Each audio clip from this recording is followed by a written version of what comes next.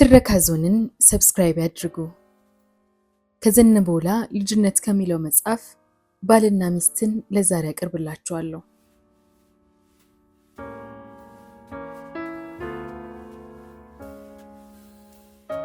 እረ ይሻልሻል ይሻልሻል፣ አበበ ቢቂላ ያገባሻል፣ ጥላሁን ገሰሰ ይድርሻል።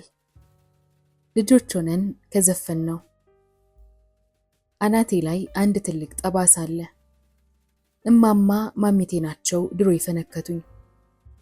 አሁን ድንገት ይህንን ጠባሳ ስነካው በትዝታ ፈረስ ወደ ኋላ ሽምጥ ጋለብ። ከጓደኞቼ ጋር እቃቃ እንጫወት ነበር። ይህ ጨዋታ ሴቶችንም ይጨምራል። እኔን ባል መቅደስን ሙሽራ አደረጉ። የእናቷ የማማ ማሚቴ ሻሽ አናቷ ላይ እንደ ቬሎ በክር ሸብ ተደርጎ ቁልቁል ተለቋ ጊጣለች። አበባም ታቅፋለች። በኔ ቁምጣ ላይ ምንም አይነት ለውጥ አልተደረገበትም። በግራ ትከሻዬ ላይ ያለው ውልቅ ውልቅ እያለ ያስቸግረኝ የነበረው ማንገቻ ከቀኙ ማንገቻዬ ጋር በልጥ ወደ ኋላ ታሰረ። እኔና መቅደስ ጎን ለጎን ተቀምጠን እጆቻችን ተቆላልፈዋል። ሚዜዎቻችን በግራም በቀኝም ካጠገባችን ተቀምጠዋል። አበረ ሻቃ የቆርቆሮ ከበሮውን እየደለቀ ሙሽርዬ ሙሽራ አበባ ይዘ በጊዜ ግባ እያለ ያዜማል። የከበሮ አመታቱም ሰምሮለታል። ኃይለ ሥላሴ ሙት፣ የማታጨበጭቡ ከሆነ ከዚህ እናባራቸዋለን እያለ ሲሳይ ጎቢጥ ሕፃናቱን ያስጠነቅቃል። ኃይሉ ዶሮ አታጨበጭብም? ይጥና በዚያ ጆሮ በሚዋጥጥ ድምፁ አዝማቹን ካላወረድኩ ብሎ ከዜማው ጋር ግብ ግብ ገጥሟል።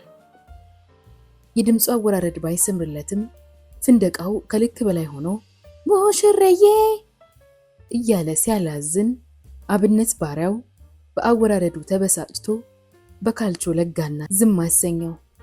ይጥና ሲነጫነጭ ባሪያው ፈገግ ብሎ በእረፍት አፍንጫውን እያላበው ምሳው እስከሚዘጋጅ አሁን ሽርሽር ሄደው ይምጡ አለና እየተሽኮረመመ ሐሳብ አቀረበ።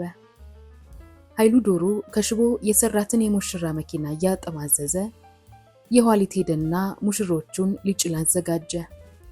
ጥሩምባም የሞተር ድምፅም እያሰማ አጃቢዎች ገለል ብለው መንገድ እንዲለቁለት ያስጠነቅቃል። የተበጠሰ ማንገቻው እንዳይጠልፈው 10 ጊዜ እየመለሰ ወደ ኪሱ ይከታል። ውሮም ሌላ የሽቦ መኪና ይዞ በአጃቢነት ተሰልፏል። ቀጢሳው በከረሜላ ወረቀት የጠቀለለውን ጠጠር ለከበቡን ታዳሚዎች በተነላቸው። ጭብጨባው ጦፈ፣ ዘፈኑም ደመቀ፣ እልልታው ቀጠለ። በደንቡ መሰረት የኃይሉ ዶሮን ሹራብ ይዤ ከኋላ ተሳፈርኩ።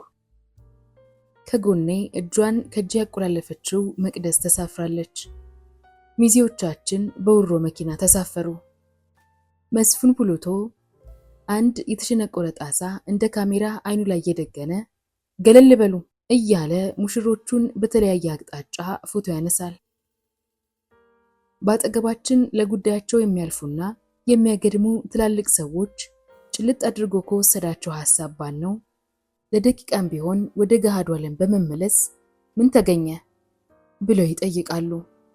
አንድም ቀን ሲስቁ አይቻቸው የማላውቃቸው አባባ ጥላሁን እንኳን ፈገግ ብለው ያሳድጋችሁ፣ ለወግ ለማረግ ያብቃችሁ ሲሉ ሰማዋቸው። እማዬ ወደ ገበያ ስትሄድ እነማን ናቸው ሙሽሮቹ ብላ ጠየቀች። እኔ መሆኔን እንዳየች ውይ የኔው ፉንጋይ ነው እንዴ ሙሽራው ቱቱ ካይና ያውጣችሁ ብላ መርቃን፣ ታዲያ ወዴት ነው የምትሄዱት?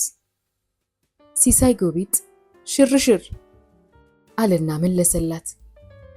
እንዳትርቁ ብላ ፈገግ ብላ አስተዋለችን። በኃይሉ ዶሮ ሾፌርነት ወደፊት ተጓዝን። እየተጨፈረ ጉዞው እስከ አበራ ወፍጮ ቤት ቀጠለና መኪናው ተጠምዝዞ ወደ ነበርንበት ቦታ መለሰን። ጨዋታው እንደቀጠለ ነው። ለምሳ የሰንሰል ቅጠል ቀርቦልን በቆርኪ መጠጥ ታድለን ደስ እያለን ተበላና ተጠጣ። የምንበላውም ሆነ የምንጠጣው የውሸት ነበር። እንደገና ዘፈን ተጀመረ። ሚዜዎቻችን ተነስተው እስክስታውን አስነኩት። በዚህ መካከል የመቅደስ ታላቅ እህት ልጃገረዷ መዓዛ መጣችና በቃ ደክሟቸዋል፣ አሁን ትንሽ መተኛት አለባቸው አለችና መዓዛ ትኩሳቷን አጋባችብን። ሙሽሮቹ እየተጨፈረልን ከበረንዳው ላይ ተነስተን እነ መቅደስ ቤት ገባን። መዓዛ አመቻችታልን ታጣፊ አልጋዋ ላይ ጋደም አልን። ይህን ጊዜ የመቅደስ እናት የማማ ማሚቴ ድምፅ ከውጪ ተሰማ። መዓዛ እየሳቀች ከቤት ውስጥ ወጣች። እማማ ማሚቴ መቅደስ ክንዴን ተንተርሳ ጋደም እንዳለች አዩን። ክው ብለው ቀሩ። ዘንቢላቸውን በቁማቸው ለቀቁት። እሳት ለብሰው እሳት ጎርሰው አንተ ቆንቆሮ ፉንጋ፣ ለመሆኑ ምን አስበህ ነው ልጄን አቅፍ የተጋደምከው? አንት ምናምንቴ ብለው ቁንጮዬን ጨምድደው ሽቅብ ሳቡኝ። እንደ ድመት እየጮኩ ተንጠለጠልኩ። መልስልኝ እንጂ ገና እምብርት ሳይደርቅ ምን ልታረጋት ነበር? ብለው መዳብ ቀለበት ባጠለቀው ጣታቸው በኩርኩም ቆጉኝ። ፍንጭር አልኩና በሳሎኑ ወለል ላይ ተዘረርኩ። ኩርኩሙ ከአናቴ እስከ እግር ጥፍሬ ድረስ ዘልቆ ተሰማኝ። በጩኸቴ ሰማይ ምድሩን አናወጥኩት። መቅደስ ግር ብሏት በተሸበረ ስሜት ተጋድማ ታያቸዋለች። ተነሽ አንቺ ምናምንቴ የምናምንቴ ልጅ፣ ለቂንቂኑ ትደርሽበታለሽ፣ የዘር አይለቅ አሉና በጥፊ ሲመቷት ፍንችር ብላ መሬት ወደቀች። ከደስታ ወደ ሐዘንና ወደ እንዲህ አይነቱ ሽብር ለመሸጋገር ከደቂቃዎች በላይ አልፈጀም። በቁጣ የሚንጨረጨሩት እማማ ማሚቴ ከአናቴ ደሜ ፊን ብሎ ሲወጣ አይተው ጮታቸውን አቀለጡት። ጎረቤት እየተሯሯጠ ደረሰ። ምን ነው? ምን ተፈጠረ? ልጄን ገደልኩት አሉና አፈፍ አርገው አንስተው እቅፍ አድርገውኝ ቆሙ። ተነባብረው በሩን ያጨናነቁ ጭንቅላቶች ከብዙ አይኖች ጋር ብቅ ብለው ይታዩኛል። ቀጢሳው ሮጦ ሄዶ ከጉሊት ለምትመለሰው ማዬ መፈንከቴን አረዳት። ፍትልክ ብላ ግርግሩ መሃል ደረሰች። ከማማ ማሚቴ እጅ ላይ ቀልባኝ የመጀመሪያ እርዳታ ይሰጠኝ ጀመር።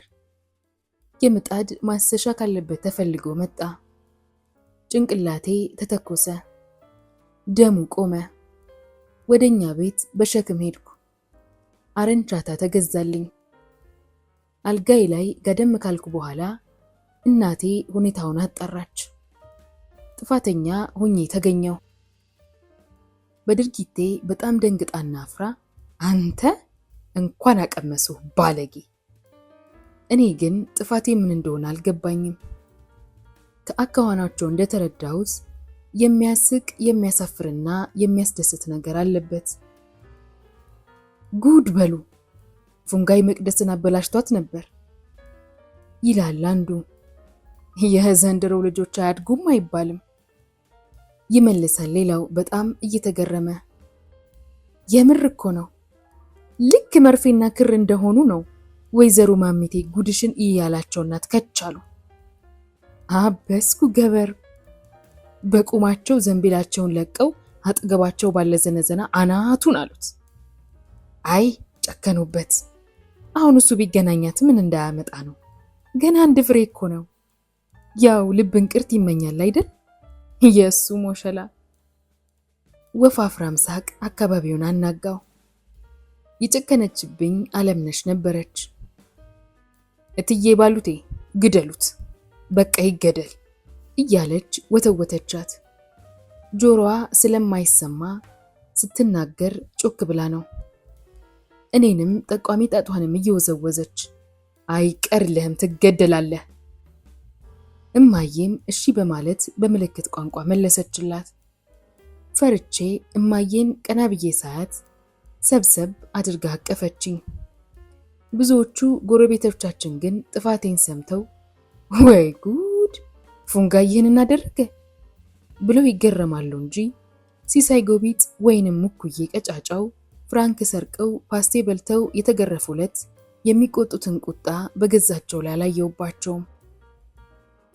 አባቴ ለፍርድም ለቅጣትም ችኩል ነበር።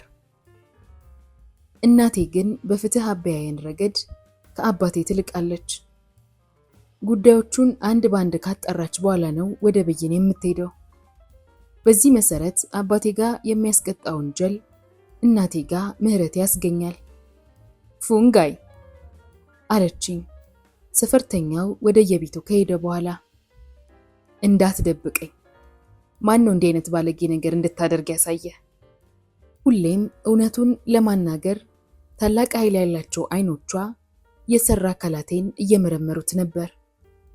ከእቃቃ ጨዋታችን ዝርዝር ልጀምር ስል አቋረጠችኝና ተቃቅፋችሁ መተኛቱን ያልኩት አለችኝ በኃይለ ቃል። መዓዛ ነች። መጀመሪያ መቅደስን ተጠፊ ያልጋቸው ላይ አስተኛቻት። ከዛ እኔን ታቅፋ ካጠገቧ አስተኛችኝ። ከዛ ሳማት አለችኝ። ጉንጯ ላይ ሳምኳት፣ አፏ ላይ ሳማት አለችኝ። እጣኑ ቂርቆስ የስራዋን ይስጣት ይቺ ምናምንቴ አለች እማዬ ለራሷ ያህል። እኔ ቀጠልኩ። ከዚያ ወሸላይን ሳብ አደረገችና ቁምጣዬን አውልቃ ስል እማዬ ሳቋን ለቀቀችው። ሳቋ ድሮ የማውቀው አይነት የደስታ መገለጫ ሳይሆን የምሬት ነበር። አበስኩ ገበርኩ። እስኪ ራሷ ቂን እያለች ጎረምሳ ማንጋጋቷ አንሷት ህፃናቱን ብልግና ታስተምራቸው አለች ወደ ጣራው እንዳንጋጠተች። ማስረዳቴን ቀጠልኩ። ከዚያም ወሸላይን ጠቋሚ ጣቴን ቀጥ አድርጌ ያሳየዋት።